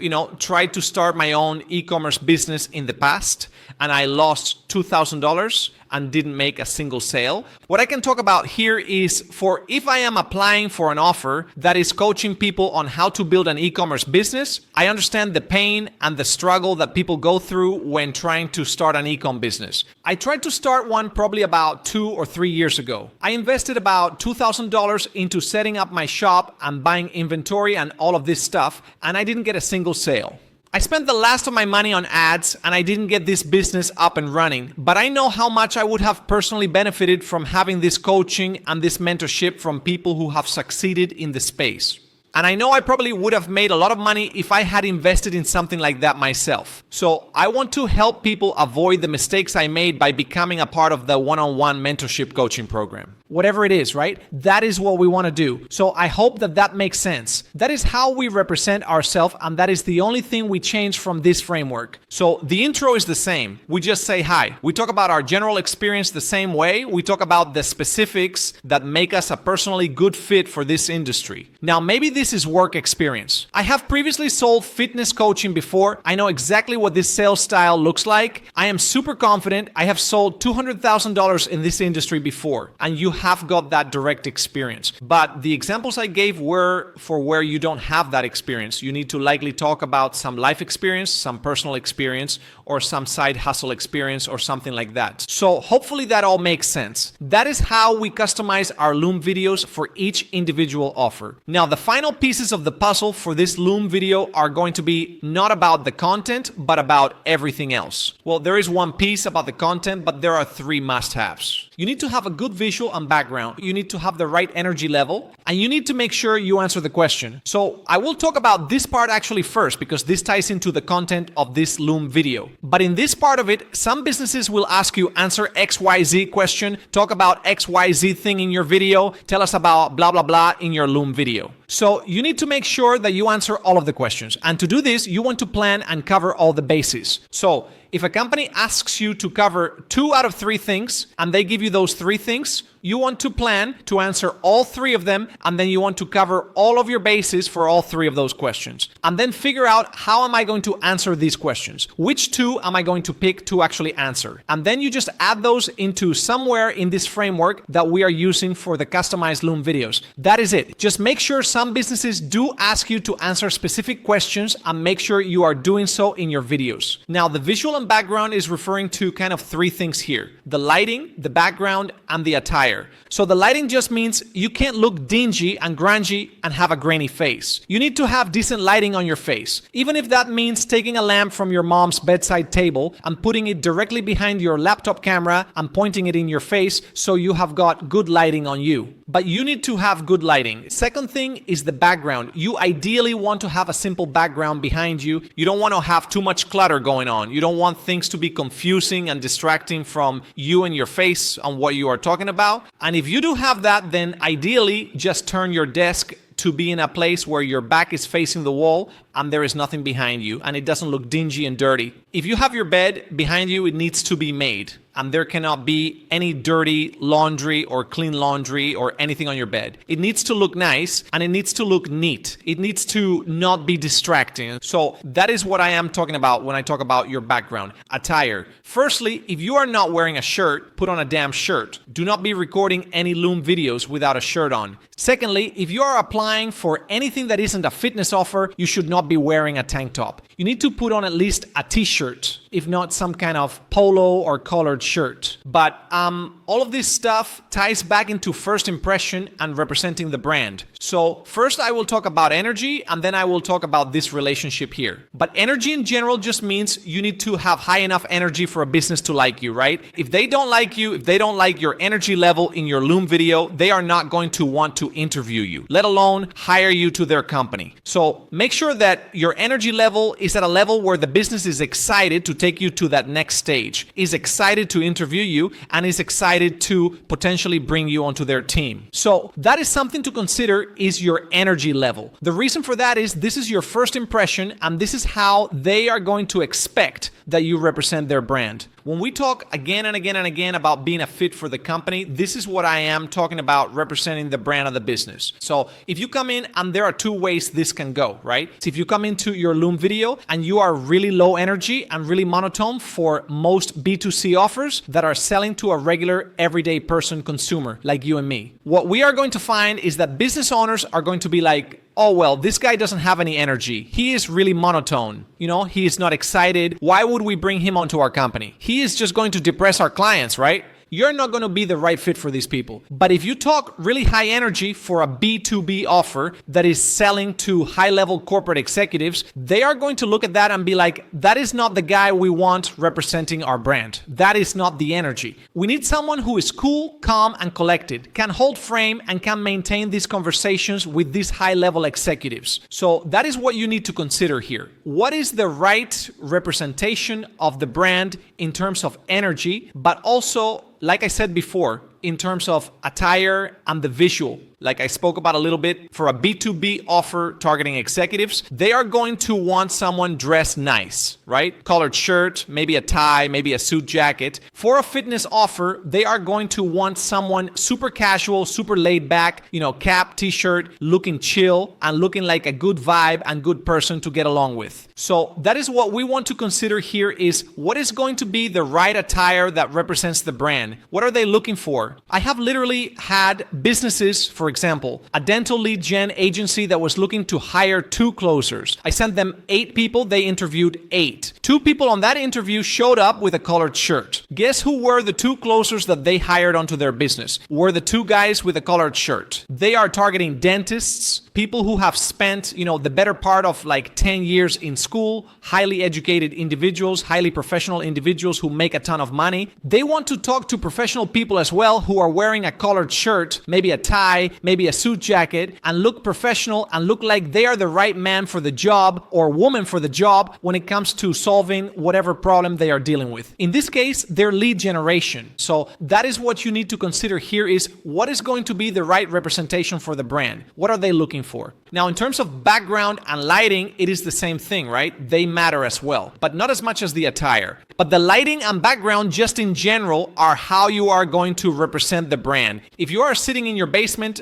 and you have got no lighting, business isn't going to hire you onto their team because they don't want the clients they are spending money on to generate these leads and book these appointments on your calendar. They don't want these leads to get on a call with you and you look like you are sitting in your mom's basement and the lighting is really weird and it looks like a scam and it looks really sketchy. They want someone who has got nice lighting, professional looking and sounding and everything like that. And on sounding, you don't need a microphone or anything like that, but make sure your audio quality is decent. It has to be decent because, again, this is your first impression to the business. This is what they are going to expect that you represent the brand like. And if your sound quality is echoey or really low or really muffled, they are not going to want to bring you on board. So keep that in mind. So the other thing that I wanted to talk about is when you are filming these Loom videos, you don't want to be filming like you are sharing your screen and your face is in the bottom corner or the top corner or wherever. You want to make sure that you are filming just your face. You also want to make sure you are filming on your laptop, not from a phone. You don't want to be up walking around holding your phone in your hand. I literally despise those Loom videos. If you filmed a Loom video like that, I don't despise you, but I despise the fact that you did that. Please never do that again. Those Loom videos suck. A business will never hire you with a video like that. Just the honest truth from my perspective, if you are walking around with your phone in your hand, super unprofessional and shows that this guy might not even have a laptop. How are you going to be a high-ticket closer without a laptop? Right? So film from your laptop, make sure your camera quality, audio quality is good, and make sure that it is just your face. I have had a business, a high-level multi-million-dollar per month business who doesn't hire reps, who film their Loom video with their face in the bottom corner, sharing their screen because they feel like it is a representation of that individual's self-confidence on camera. And as a closer or even a setter, you need to be confident in these conversations, confidently speaking and happy and comfortable being on camera every single day. As a closer, you are spending multiple hours every single day on calls on Zoom with your face there speaking to people. So that is just something to keep in mind is make sure that you are coming into these Loom videos ready to just be showing your face, being comfy on camera. And yeah, now before I get into the interviewing portion of this, I want to talk about one final idea with Loom videos, which is volume. To get good at Loom videos, I promise you, you are not going to be good at filming Loom videos initially, and it is unfortunate, but it is the reality. You might be great, after a couple, but you need to do the volume to get confident and comfortable. So my game plan for you is to plan out your framework for your general Loom video. Spend an hour, 2 hours, 3 hours recording it over and over and over again until you feel like it is really good. And maybe it will only take you 20 or 30 minutes, but get it to a point where it is really, really good. Keep dialing in and changing your framework to make it sound better and make sure that you feel really comfortable with it. And once you get to that point, great. Now you have got the general Loom video. You can submit this to any and all pipelines, recruiters, portfolio companies, and general applications. And then you also are now comfortable speaking on camera. You are comfortable filming the Loom videos. And you can go in and you can change these two items from your general framework for each individual offer and customize a Loom video and submit an application to all of these individual companies with a great Loom video in it. That is it, right? That is the game plan for you right now. It might take a little while to get comfortable and get used to it, but once you do it, that is the money maker. Making great Loom videos is a money maker. So that is your game plan moving forwards. Now, I'm going to talk about interviews here. This is a big part of this. We are going to talk firstly about the types of interviews you could deal with. Then we will talk about how to actually crush these interviews. And then we will talk finally about one of these types of interviews in a little bit more detail, which is going to be mock call interviews. So first things first, what are the different types of interviews you can run into here in this space? We have got group interviews, one-on-one interviews, and mock call interviews.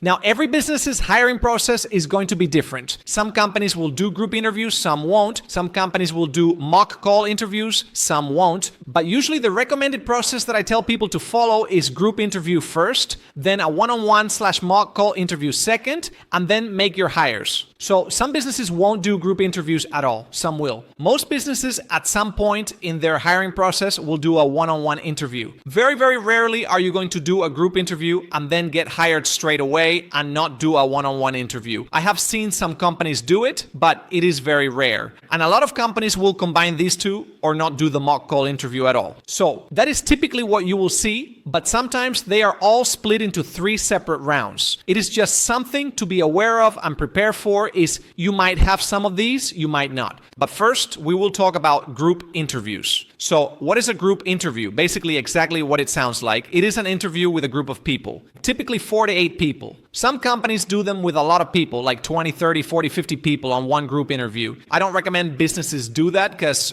you just don't really get a good feel for who people are and who is a good fit in that kind of group interview, but some businesses do it. So be prepared for it. What I would say in general, just in interviewing, the number one thing to keep in mind is prepare for the unexpected. Prepare for stuff you are not prepared for because you're going to be thrown curveballs. And if you are not prepared for crazy stuff to be thrown at you when it is, because it inevitably will be, you are going to crumble and you are going to miss out on an opportunity. So just be aware of that. Group interviews. So typically 4 to 8 people. There are 2 different types of questions that can be asked. There are going to be round robin / free-for-all questions. There are going to be individual questions. Those are the 2 types of questions that are asked here. The format of group interviews, again, expect the unexpected, can be any combination of these 2 types of questions. It really depends. And I won't go too far into detail on what that looks like because there are just too many variables. But usually what I recommend businesses do is they come in, they ask 2 to 4 round robin questions / free-for-all questions, which means I ask a question, everyone on the interview answers it. Sometimes it is in a free-for-all manner where it is just I ask it and you can go, right? If that is the case, if it is free-for-all, I highly recommend that you are in the first 3 people that answer the question. Because once you get past those the first kind of half of candidates, the interviewer, I can guarantee you was thinking about the next question, thinking about whose answers they liked already, and is not as focused on what those people in the back end of the group of people answering the question are actually saying. So to give yourself the best opportunity to land a role, you want to make sure that you are in the front end. Ideally, the first 1 or 2, first 2 or 3, that is where you want to be. So keep that in mind.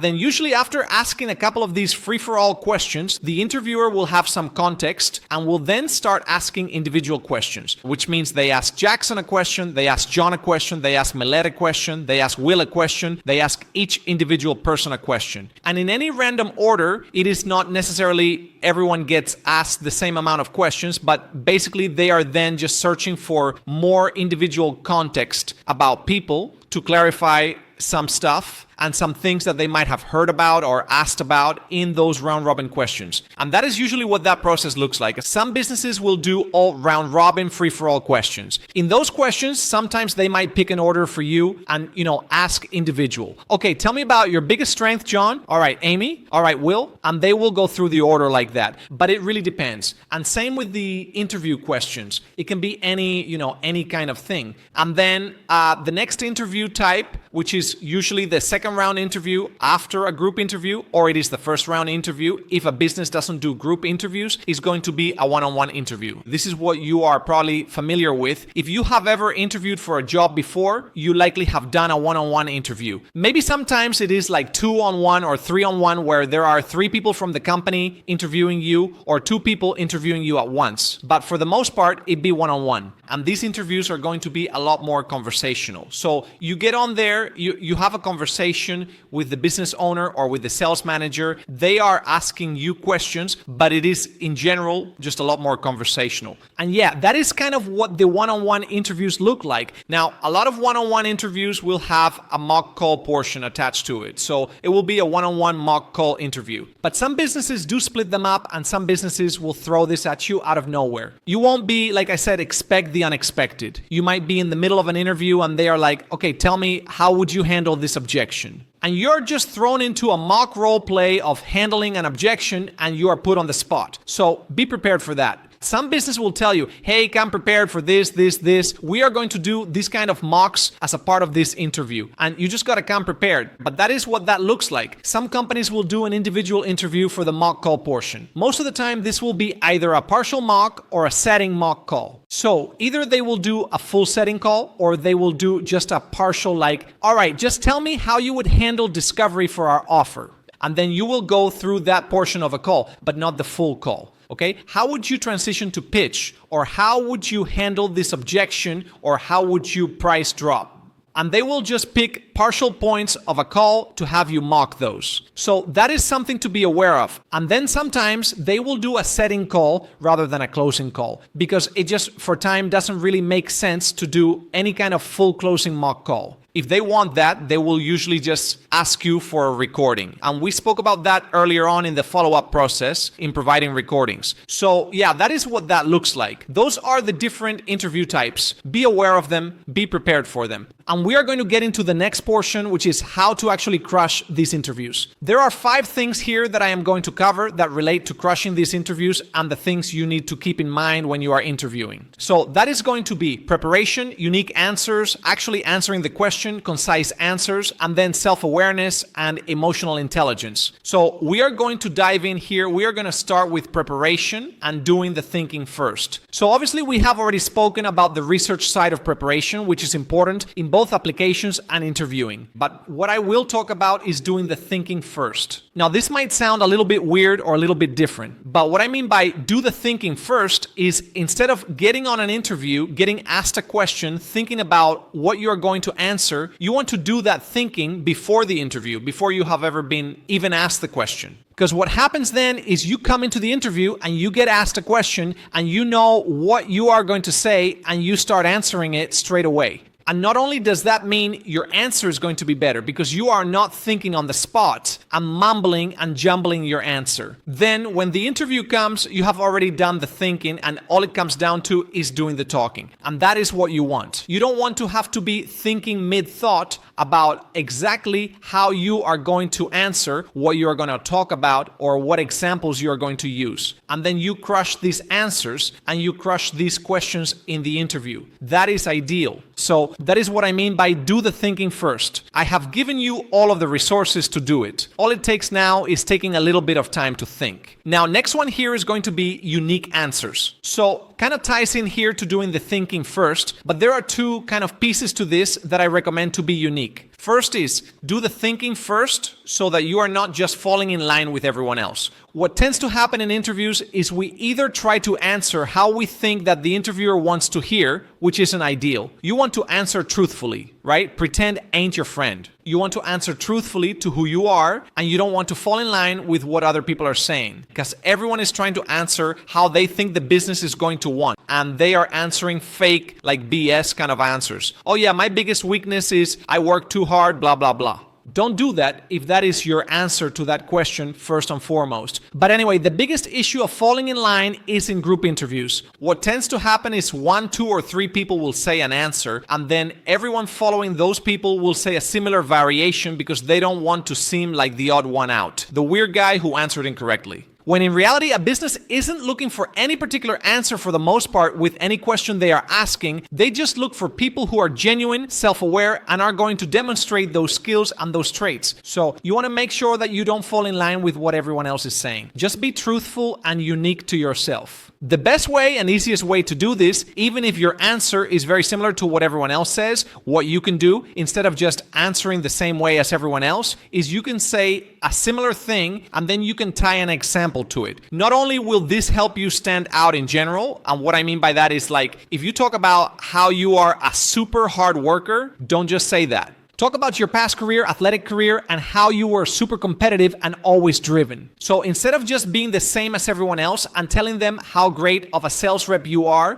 proving it. A business owner is going to view it as more real and more honest. And that is going to be like a prospect seeing a testimonial. But just because you are seeing that the proof behind it makes it feel more real and feel more attainable. And therefore, you doing the same thing by providing examples in your answers to interview questions is going to do the same thing. Make them seem more realistic, more truthful, and more honest, and therefore you are going to land more roles. So that is what I mean by unique answers and using examples for them. Next, actually answering the question. So what I mean by this is you want to really try to avoid getting mixed up, getting lost in the source of answering questions. But the second thing is repeating the question back. Very simple technique. Repeat it back exactly to them verbatim so that even if you repeat it back to them and it is not perfect, they are not going to care because you almost told them what the question is, right? And as long as you answer what you repeated back to them, they are going to be like, great answer. He was listening. He was on point. But in general, you want to repeat back exactly what they asked you. And therefore, you avoid any potential issue of not answering a multi-part question. And so that is a very simple strategy, very simple technique, but can be effective. Next up here, concise answers. Very, very simple.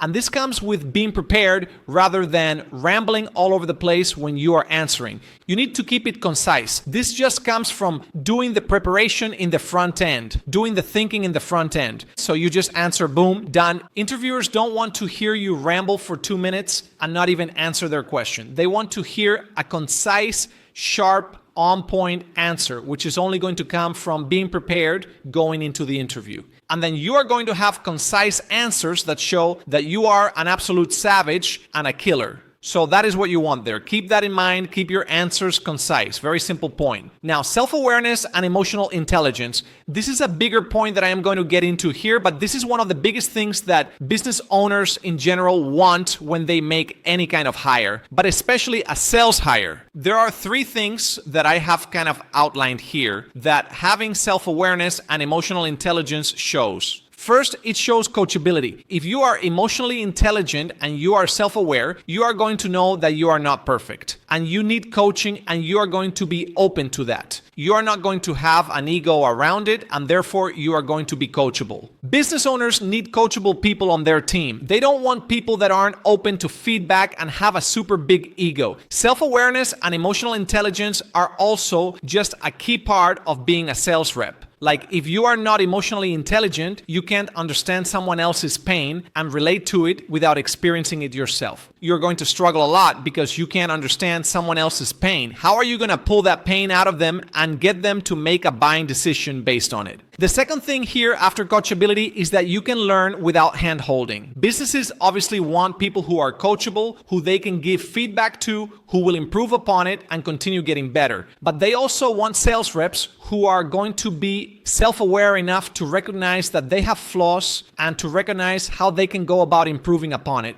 And also, you are going to be able to go out and figure out the solutions and practice and improve upon them. So those are the 2 main things. A third thing that is kind of just a bonus is it shows that you are a good team member. No one wants to work with someone who is ego-driven and isn't a good team member and isn't aware that other people are going to have issues and doesn't care to help them. They want team members who are going to be great people to be around, who they want to be a part of their culture and environment in their organization. Now, how do we show it? 2 key ways to do so. First is show that you understand the avatar and their pain. This is going to show the emotional intelligence side of things for the most part, which is I understand the pain that these people are dealing with. I relate to it, I can understand it, I can respect it and help guide people through these problems. And then this is another thing that I think is really, really important. So I will cover this next, but a great way that you can show your emotional intelligence and self-awareness is by listening to other people's answers and acknowledging those answers. Now, there are 2 ways you could do this. You could either acknowledge it verbally, like, I really love what John said about blah, blah, blah. I feel like I can relate to that in this way. You don't want to do it in a way where you are just copying John's answer and saying,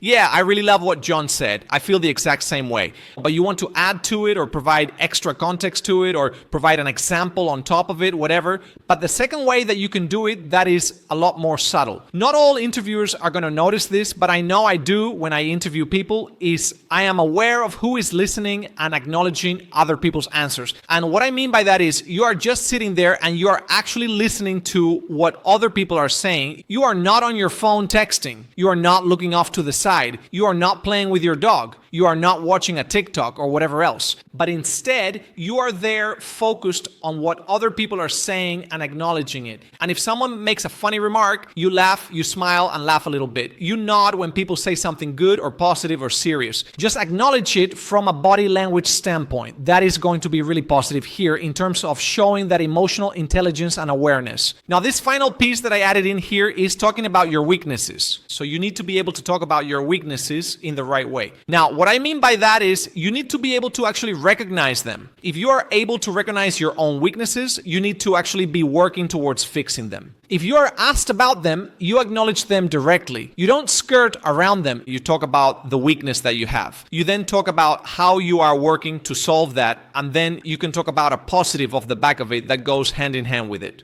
I go overtime a lot. I sometimes show up late to other calls because I am going over with a previous call, and then talk about the positive. It is because I just really get involved in these conversations, just kind of lose track of time. However, at the moment, what I have been doing to try to improve upon this and work on it is every time I am getting on sales calls or anything in my life, I am setting timers on my phone. Right? There we are talking about the weakness. We are talking about the positive side of it, the reason for it, that is hopefully a positive. And then we are talking about what are we doing to solve this problem. Now, a business owner is going to see this in a multitude of ways. They are going to see this as self-awareness. Okay, he is genuinely acknowledging he has got this problem. They are going to see it as a positive because he is working towards solving this. He is learning without hand-holding. And there is a positive side to it as well. So you are kind of getting 3 wins out of this by talking about your weaknesses in the right way. So hopefully that makes sense. That is everything you need to do to crush interviews in general. Now, the final thing I want to talk about here is the kind of final piece of interviewing, which is the mock call interviews. I talked about this a little bit here, but I will talk about some tips that I have and what businesses are actually looking for here. So first things first, we have already walked through what they look like and the fact that it is usually partial or setting calls that you are doing. What they are looking for, what businesses are actually looking for, is people who have overall sales competence. They are not looking for you to be perfect. They are just looking for overall sales competence. Is this person decent? Is this person up to speed on being able to close or being able to objection handle or being able to do their discovery or whatever? The next part is they are looking for someone who is actually putting the effort in. And what I mean by that isn't like you haven't been on this offer forever, but you can put the effort into reviewing the script and practicing and mocking before the interview so that you come prepared. Now, for these mock call interviews, some of them will give you a script they want you to use. Some tell you, hey, build this framework around XYZ offer.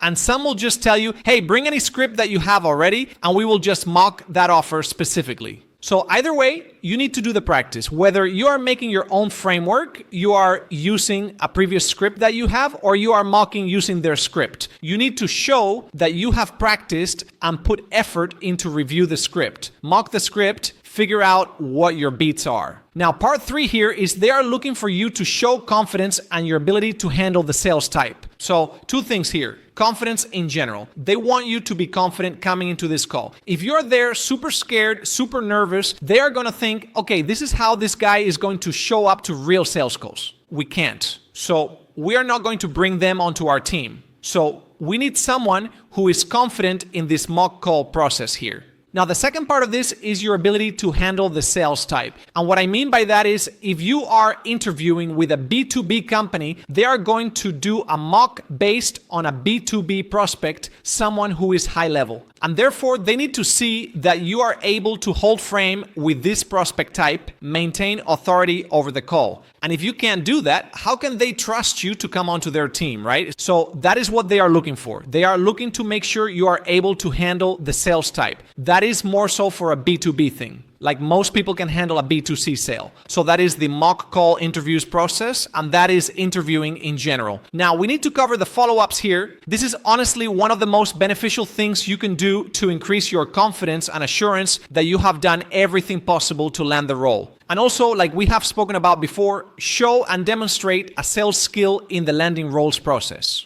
Follow up. Now, I don't think I spoke about this earlier, but here is the cadence that I recommend you follow with your follow-up. So you should be following up in 2 different times of the landing role process with the company. Should be following up right after submitting your application, and you should be following up after interviewing with the company. So this is what I recommend you do after you have submitted an application or immediately. 1 for 1 hour or 1 day, meaning same day, you need to submit a follow-up after your application has been submitted or after you have just gotten off an interview. Both times, and I will talk more about what the framework looks like for post-interview follow-up. Now, if you don't hear back after that, 3 days later, you follow up again after an application or an interview. 3 days after that, again, you follow up once more. And now that is 1 week gone by since you initially applied. Now, from there, just weekly follow-ups is fine. You don't need to be following every few days, just once a week. And if you don't hear back, keep following up like that for a month or 2. And if you don't hear back after that, then likely you are not going to hear back. But I have had people that have been following up for months and months, and then they actually land the role simply based on the fact that they have demonstrated their hunger. So you can do it. If you really love an opportunity, you should 100% follow up. If it has been 2 months since your initial application, you could reapply through the application form and start this process all over again. Something to keep in mind is keep the copy simple. You don't want to write out an essay when you follow up. You want to use a Loom video. If you send a Loom video with some very simple copy, made this video to cover XYZ things quickly for you, really appreciate the interview, thanks. If that is your copy and you have got a Loom video in there, here is what the business owner is thinking. I am interested. It is a lot more intriguing to click on a video than it is to sit there and read 5 paragraphs worth of follow-up. So that is why I recommend using a Loom in this immediate follow-up after the interview. Now, that being said, there are 3 things you should be thinking about and including in this Loom video. The first is you want to mention something covered in the interview. What I mean by this is if the business owner or the interviewer said, hey, our team culture is XYZ, or I was just at the UFC. You can from there mention one of those things. I really love that you mentioned you are at the UFC the other weekend. Like, I love the UFC.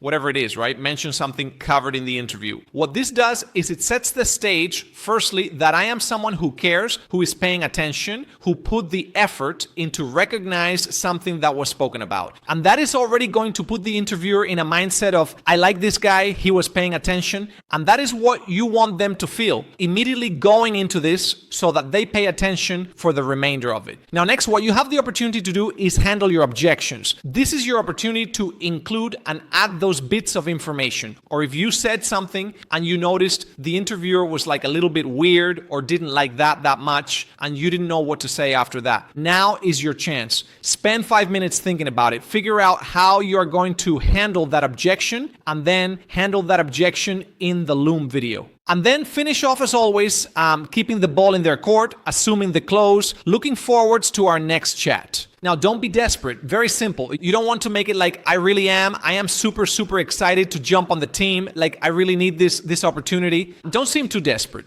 Just be a little nonchalant about it. So don't come across too desperate in the Loom. Make it like, I really love that you said this. I think I am a really great fit for it. I am looking forward to working with you guys. And final kind of bonus point on top of this is with your follow-ups, you are typically going to be sending them over email.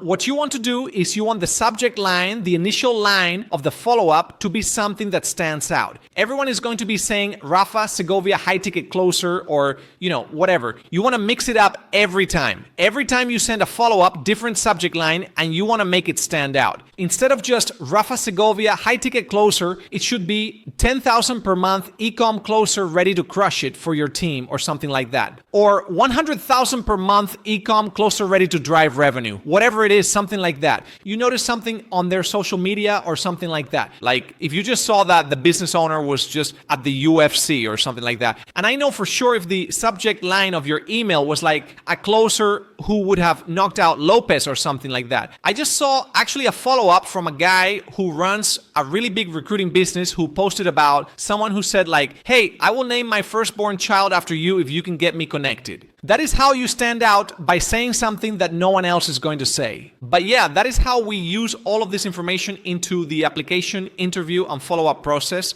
to land these roles. So that is everything now at this point. So next, there are kind of 3 steps here. There is going to be picking the right offer, maintaining your network, and the onboarding process. So I will start here with picking the right offer because I think that is the most important thing first. 2 things here. We want to vet the offer in the interview and hiring process. We want to make sure that they are the right fit for you and they have got the processes and systems in place. A biggest thing here that I tell people is you want to make sure that a business owner or a sales manager is not selling you a vision. If they are just selling purely on a vision and not on the actual proof of opportunity, likely there is no opportunity there. I can almost guarantee. You are going to be able to do this, and we are going to do this marketing funnel. We are going to bring these many leads, and we are going to do that, and we are going to do this. What is going on? What are the current reps making? How many leads are currently coming in? What is the current close rate?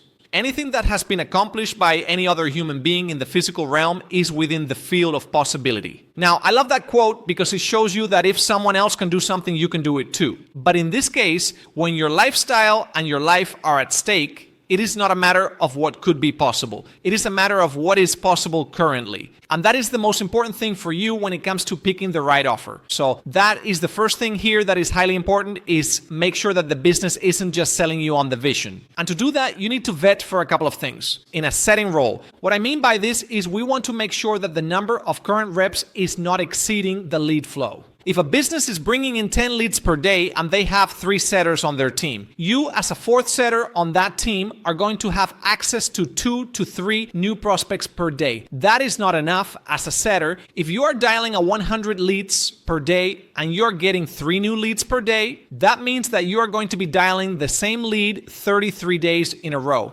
And that is just not what you want. Until you have a whole new kind of fresh batch of leads. If you call the same leads for 33 days, then a month has gone by before you have another 100 new leads. You need to make sure that the lead flow is there to support the team size. So if a business currently has 2 setters and they are bringing on you as a 3rd setter, there needs to be at least 100 new leads coming in per day. Because at 100 new leads per day, that gives each setter 33 new leads per day. Which means you can dial 33 new leads, 33 from the day before and 33 from the day before that. And that is your 100 leads each day, which means you are dialing each lead 3 times back to back per day. So it gives you a good position to follow up. Ideally, you want more. You want 50 to 100 new leads per setter, but it is not always going to be possible. So that is everything there in terms of the team size and lead flow. Now, the other things you want to vet as a setter is the closer performance, because you can set 1,000,000 appointments, but if current closers are doing 10%, only 10 of those appointments are going to close. And if you set 100 appointments and only 10 of them close, and it is a 5,000 offer, right? And that is 50,000 in revenue. As a setter, you are only going to get 5% of that, which is $2,500, right? Which isn't terrible, but it is not great. Whereas if closers are closing at 30%, you are going to make $7,500, which is great. So you want to just keep that in mind, is vet for what the closers are currently doing. And the final thing, which is the most important, is just what are the current reps making? Because like I said, if someone else has achieved it, it is within the field of possibility. Likely you are not going to be able to come in, even if you are the best rep in the world, if the lead flow or lead quality coming into a business are low. There is going to be a limit, and it is likely going to be not that much higher than what the current top setter is making. And if there are no setters making any money, you should come in and expect to make very, very little money to start with. There might be a good opportunity. They might sell you on a crazy vision. Just keep that in mind. If there are no setters on a team currently, you are coming in to be the first rep on the team. Be aware that it will be a long time before you make good money. All right, now for closing, it is a little bit simpler in my recommendations. Same thing, you want to just vet what are current closers making. And if there are no closers, how much revenue is the business owner bringing in? So keep that in mind. Next thing, the 2 things that you want to vet is what is the lead quality? What is the offer rate? Because if you are having 100 calls booked on your calendar, but the offer rate is only 50%, only 50 of those are really buyer potential leads. And so you want to vet for that lead quality, because it is all well and good having a full calendar, but if everyone is low quality, they are definitely not buying as much. And then the second thing is volume. So you could have great quality, but if there is very low volume of it, you just need to be aware of that fact. And again, a business can tell you their OTE is $25,000 a month, but that is going to be based on X amount of calls, X show rate, X lead quality, and then X closing rate. And if all of that stuff is unattainable, right? If they are telling you that the OTE is $25,000 a month, but that is based on you having 150 calls, and in reality, they are only booking 75, then that already brings down that OTE to $12,500. But from that point, then if they are also basing that on an 80% show rate, and their real show rate is only 40%, then that halves it again down to $6,250. And if they are also basing that on a 50% close rate, but current closers are only closing at about 25%, that is going to half it again down to a 3,125 OTE. Very big difference. Now, that is a very extreme example. Most companies aren't going to tell you it is at $25,000 per month OTE if there aren't reps doing great numbers. All right, the final thing for picking the right offer. Now, you should already understand this if you are in the interview process because you have done your research. If you are a young guy and you don't enjoy having conversations with middle-aged women, then you are probably not going to enjoy selling to them. It is just the reality of it. So, understand the prospect. Understand if you will enjoy having the conversations that you are going to be having 6 to 12 times per day.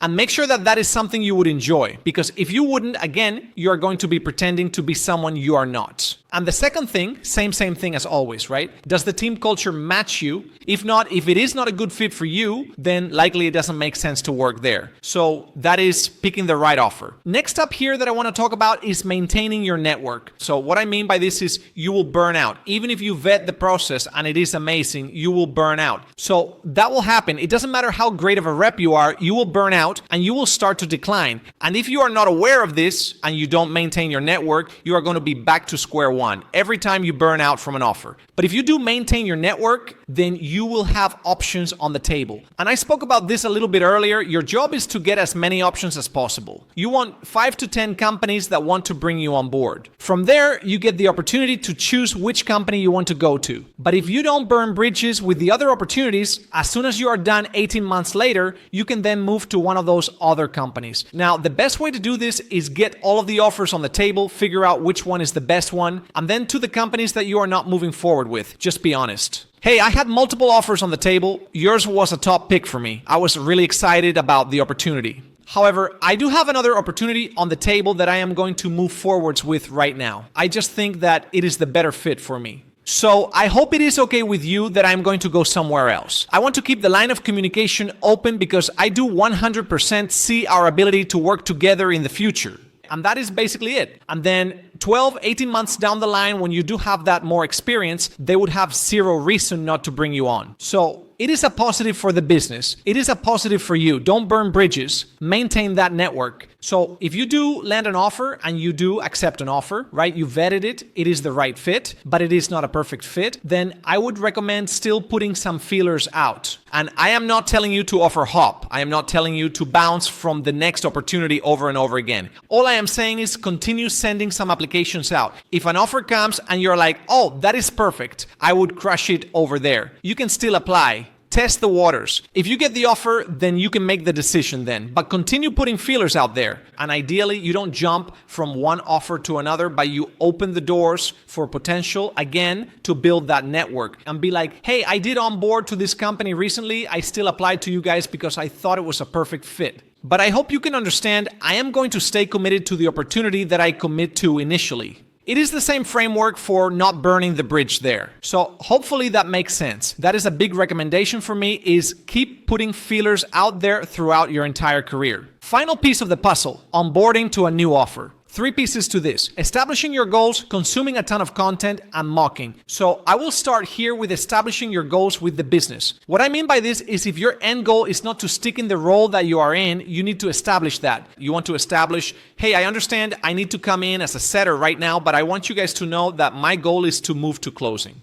I would love for it to be here internally with the team. So I wanted to establish that goal with you guys so we can work towards it together. Now from there, what you want to do is you want to establish milestones that are a part of the goals. So if your goal is to move from setting to closing, you need to establish the milestones that you need to hit in order to get to that point. Rather than just hoping for the best, you want to tell them, what can I do? What do I need to achieve to show you I am ready to move to that next step? In the case of setting moving to closing, what I would recommend doing is setting a goal in terms of either revenue that you have helped generate or number of appointments that you have set. And say, if I hit this or when I hit this, I want to then be able to self-set some calls. So after I have generated $200,000 in cash for the business, I want to then be able to self-set every second call that I book as a setter. I want to set it on my own calendar to take as a closer.